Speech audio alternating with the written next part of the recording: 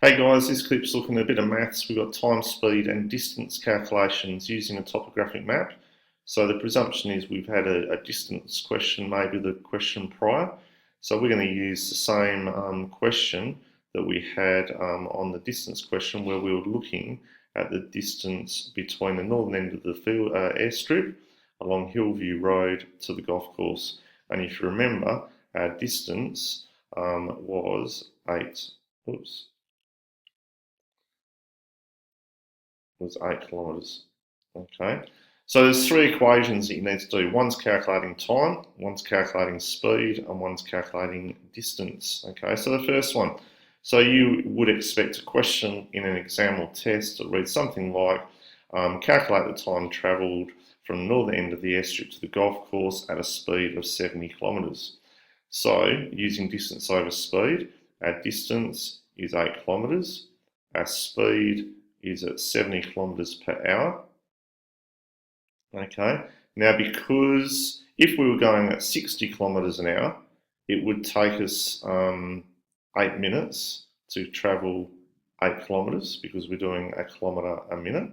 Okay, because we're going a little bit quicker, we're expecting an answer less than 8 because that's just using common sense.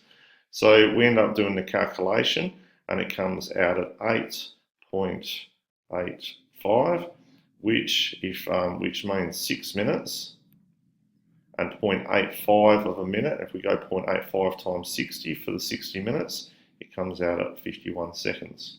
Okay, so it'd be 6 minutes and 51 seconds, which is 6.85 minutes. Okay, so that's the answer for that one. For speed, the question would read something like, calculate the speed driven to travel from the northern end of the airstrip to golf course if a journey takes 4 minutes. So if we're going 8 kilometres, which is our distance, so again, 8 kilometres is our distance we're travelling, it takes us 4 minutes. Well again, if we're going at 60 kilometres an hour, it would take us 8 minutes. So if you're good at maths, you know it's going to be double that, but we'll work through the equation as per normal. And we're already predicting that the road rules are being broken because I think when we find we'll be doing some pretty excessive speed. But we've got 8 over 4 times 60. Again, that's the distance over the time. If we break that calculation down, okay, it comes out at 120 kilometres per hour, which I would suggest going through and over the ridge of Augusta at that speed, you'd be lucky to make it to the golf course. So boys especially, don't do it.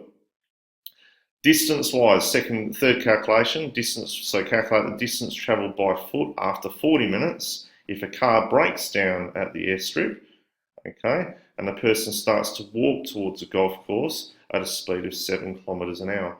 So again, because the distance is 8 kilometres, if we're going 7 kilometres an hour, we're predicting just over an hour to do the whole journey. So because it's after 40 minutes, we know the answer is going to be less than 7 kilometres. So time is